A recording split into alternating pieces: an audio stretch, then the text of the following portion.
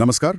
आज हम एक काफी चर्चित मामले पर बात करने वाले हैं। जी। भारत के मुख्य न्यायाधीश जस्टिस बी.आर. गवई की एक टिप्पणी एक अदालती सुनवाई के दौरान और उससे जो पूरा विवाद खड़ा हुआ। हाँ बिल्कुल, हमारे पास जो जानकारी है, जो लेख हैं, जैसे सीजीआई गवई, धार्मिक भावनाएं और सोशल मीडिया जांच, वो यही दिखाते हैं कि कैसे शायद एक अनौपचारिक सी बात थी, वो एक राष्ट्रीय बहस बन गई। हाँ, ये बहुत दिलचस्प है कि एक मौखिक टिप्पणी जो शायद कोर्ट के आधिकारिक रिकॉर्ड का हिस्सा भी ना हो, सही कहा। उसने सोशल मीडिया पर और लीगल सर्कल्स में भी इतनी हलचल मचा दी।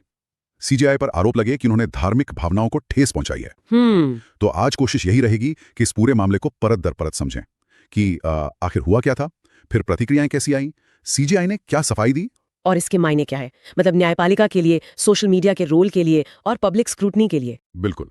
और वो जो एक नाजुक संतुलन होता है ना, न्यायिक स्वतंत्रता और सार्वजनिक जवाबदेही के बीच का। हाँ, उस पर भी ये सवाल उठाता है। तो चलिए शुरू से शुरू करते हैं। मामला क्या था असल में, किस बात पर सुनवाई हो रही थी? हाँ, सबसे पहले यही जानना जरूरी है कि याचिका क्या थी, अदालत में क्यों आई। याचिकाकर्ता थे राकेश दलाल और मामला था मध्य प्रदेश के खजुराहो मंदिर परिसर का। अच्छा, खजुराहो, वो तो यूनेस्को वर्ल्ड हेरिटेज साइट है। जी हाँ, वहाँ एक जावरी मंदिर है। उस मंदिर में भगवान विष्णु की एक मूर्ति है, करीब 7 फुट ऊंची, लेकिन वो खंडित है। खंडित है, ठीक है। तो याचिका में मांग ये थी कि इस मूर्ति को ठीक किया जाए, इसकी बहाली हो और फिर इसकी पुनः प्राण प्रतिष्ठा की जाए। प्राण प्रतिष्ठा मतलब जो विधिवत पूजा और स्थापना होती है। हाँ। अच्छा, तो इस मांग पर कोर्ट ने क्या कहा? देखिए, जो बेंच थी जिसकी अध्यक्षता सीजेआई गवई कर रहे थे, उन्होंने ये याचिका खारिज कर दी। खारिज कर दी? क्यों? कोर्ट का कहना था कि ये मामला उनके अधिकारिक क्षेत्र में नहीं आता। मतलब ये जो काम है मूर्तियों की देखभाल, खासकर ऐतिहासिक जगहों पर, हाँ। ये भारतीय पुरातत्व सर्वेक्षण मतलब एएसआई का काम है। तो अदालत ने कहा कि याचिकाकर्ता को एएसआई के पास जाना चाहिए। ठीक है, तो मतलब प्रक्रिया के अनुसार याचिका खारिज हुई, फिर ये विवाद कैसे शुरू हुआ? टिप्पणी कहाँ से आई? हाँ, यहीं से बात बिगड़ी। सुनवाई के दौरान जब याचिकाकर्ता शायद अपनी दलीलें दे रहे थे, सीजेआई गवई ने उनसे कुछ कहा मौखिक तौर पर। क्या कहा? जो रिपोर्ट्स हैं उनके मुताबिक उन्होंने कहा, अब देवता से ही कहो कि कुछ करें, और फिर आप कहते हैं कि आप भगवान विष्णु के कट्टर भक्त हैं, तो अब जाकर प्रार्थना करें। और ये भी सुनने में आया कि उन्होंने याचिका को पब्लिसिटी इंटरेस्ट लिटिगेशन जैसा कुछ कहा, मतलब प्रचार के लिए। जी, पूरी तरह से प्रचार हित याचिका कहा, लेकिन ये ध्यान रखना जरूरी है, जैसा आपने पहले कहा, ये कोर्ट की कार्रवाई के दौरान की अनौपचारिक बातचीत थी। ये फैसले का लिखित हिस्सा नहीं था। सही, जिसे ऑबिटर डिक्टा कहते हैं शायद, मतलब ऐसी बातें जो जज कह देते हैं पर वो कानूनी आधार नहीं होती। बिल्कुल, पर आज के जमाने में कोर्ट रूम की बातें भी कहाँ अंदर रहती हैं। हाँ, वो तो है। तो फिर बाहर आते ही सोशल मीडिया पर बस वही हुआ, ये टिप्पणियां वायरल हो गई। एक्स, जो पहले ट्विटर था, और बाकी प्लेटफॉर्म्स पर लोगों ने सीजीआई पर आरोप लगाना शुरू कर दिया। क्या आरोप? कि वो हिंदू आस्था का मजाक उड़ा रहे हैं, धार्मिक भावनाओं का अनादर कर रहे हैं, और कुछ लोगों ने तो इसे बहुत गंभीरता से लिया। कितना गंभीर? सीजीआई के महाभियोग तक की मांग होने लगी, हैशटैग ट्रेंड करने लगे। महाभियोग? एक मौखिक टिप्पणी पर ये तो बहुत ही मतलब तीव्र प्रतिक्रिया है। हाँ, काफी तीव्र। अच्छा, कानूनी जगत में क्या हुआ? वकीलों ने कुछ कहा? हाँ, वहां भी चर्चा हुई। कुछ वकीलों ने चिंता जताई। एक वकील हैं विनीत जिंदल, उन्होंने सीजीआई को एक रिप्रेजेंटेशन भेजा। उसमें क्या था? उन्होंने माना कि ये टिप्पणियां आधिकारिक रिकॉर्ड का हिस्सा नहीं है, लेकिन जिस तरह ये फैली हैं उससे भक्तों की भावनाएं आहत हुई हैं। तो उन्होंने आग्रह किया कि सीजीआई या तो बयान वापस ले या फिर कोई स्पष्टीकरण दे। तो मतलब दबाव बन रहा था सोशल मीडिया से भी और कुछ हद तक लीगल कम्युनिटी से भी। तो फिर सीजीआई गवई ने क्या किया? क्या उन्होंने कोई जवाब दिया? जी हाँ, जब आलोचना काफी बढ़ गई तो उन्होंने खुली अदालत में इस पर बात की, अपनी स्थिति साफ की। अच्छा, क्या कहा उन्होंने? उन्होंने कहा कि उनकी बातों को संदर्भ से काटकर पेश किया जा रहा है, सोशल मीडिया पर गलत तरीके से दिखाया गया है। और बचाव में क्या तर्क दिए? टिप्पणी का इरादा क्या बताया? उन्होंने 2 मुख्य बातें कही। पहली कि वो सभी धर्मों का पूरा सम्मान करते हैं, किसी की आस्था को ठेस पहुंचाने का कोई इरादा नहीं था। और दूसरी बात? दूसरी, उन्होंने जोर दिया कि उनकी टिप्पणी का जो संदर्भ था वो पूरी तरह से ज्यूरिसडिक्शन यानी अधिकार क्षेत्र का था। अच्छा। वो याचिकाकर्ता को यही समझाने की कोशिश कर रहे थे कि ये मामला कोर्ट का नहीं, एएसआई का है, इसलिए अदालत सीधे कुछ नहीं कर सकती। और उस वक्त कोर्ट में सॉलिसिटर जनरल तुषार मेहता भी थे शायद, उन्होंने भी कुछ कहा? हाँ, वो भी मौजूद थे और उन्होंने सीजेआई का समर्थन किया। बल्कि उन्होंने एक बड़ी दिलचस्प टिप्पणी की। क्या?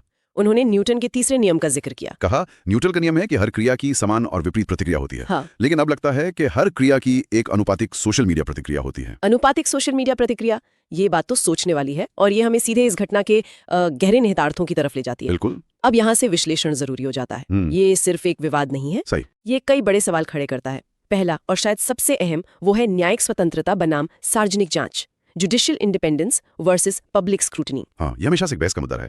एक तरफ न्यायपालिका को बिना किसी डर, बिना किसी दबाव के काम करना है, संविधान ने भी ये सुनिश्चित किया है। जी। लेकिन दूसरी तरफ आज का जमाना है, जानकारी तुरंत फैलती है, तो न्यायपालिका का हर कदम, हर शब्द पब्लिक की नजर में है। एकदम। और ये संतुलन बनाना अब और मुश्किल हो गया है। संविधान सुरक्षा देता है जजों को ताकि वो निष्पक्ष रहें, लेकिन सोशल मीडिया ने एक नया प्रेशर बना दिया है। और दिलचस्प बात यह है कि सुप्रीम कोर्ट खुद भी इस चुनौती को समझता है। इसी साल 2024 में कोर्ट की ही एक संविधान पीठ ने अपने एक फैसले में जजों को सलाह दी थी। क्या सलाह? कि कोर्ट में सुनवाई के दौरान आकस्मिक टिप्पणियां करने से बचें, मतलब कैजुअल रिमार्क्स से। तो कोर्ट ने खुद ही माना था कि जजों को बोलते हुए ज्यादा सावधान रहना चाहिए।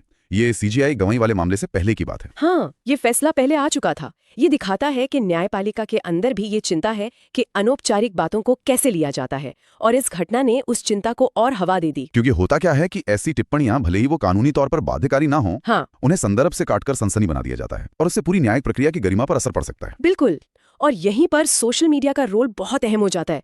जैसा सॉलिसिटर जनरल ने कहा, अनुपातहीन प्रतिक्रिया। ये विवाद सोशल मीडिया की जो दो धारी तलवार वाली बात है ना, उसे साफ दिखाता है। कैसे? देखिए, सोशल मीडिया पारदर्शिता ला सकता है, जागरूकता बढ़ा सकता है, लोगों को अदालती कार्रवाई की जानकारी मिल सकती है। लेकिन इसका दूसरा पहलू बहुत खतरनाक है। ये गलत सूचना, अफवाहें, नफरत फैलाने का भी बहुत बड़ा जरिया बन गया है। और इस मामले में सीजीआई की टिप्पणी औपचारिक फैसला तो थी नहीं, वो तो बस बातचीत का हिस्सा थी। जी, लेकिन सोशल मीडिया पर उसे कई बार ऐसे पेश किया गया जैसे वो कोई आधिकारिक घोषणा हो। मतलब संदर्भ गायब कर दिया गया कि वो एएसआई के अधिकार क्षेत्र वाली बात के दौरान कही गई थी। हाँ, काफी हद तक। और नतीजा ये हुआ कि एक अनौपचारिक बात पर इतनी बड़ी प्रतिक्रिया हुई, महाभियोग तक की मांग। ये दिखाता है कि डिजिटल दुनिया में बारीकियां, संदर्भ कितनी आसानी से खो जाते हैं। और ये हमें तीसरे अहम मुद्दे पर लाता है, न्यायिक जवाबदेही और नैतिकता, जुडिशियल अकाउंटेबिलिटी और एथिक्स। हाँ, लोकतंत्र में कोई भी संस्था आलोचना से परे तो नहीं है, न्यायपालिका भी नहीं। पर आलोचना कैसी हो, किस आधार पर हो, ये बहुत ही नाजुक सवाल है। न्यायपालिका से उम्मीद की जाती है कि वो बहुत ऊंचे नैतिक मानक रखें।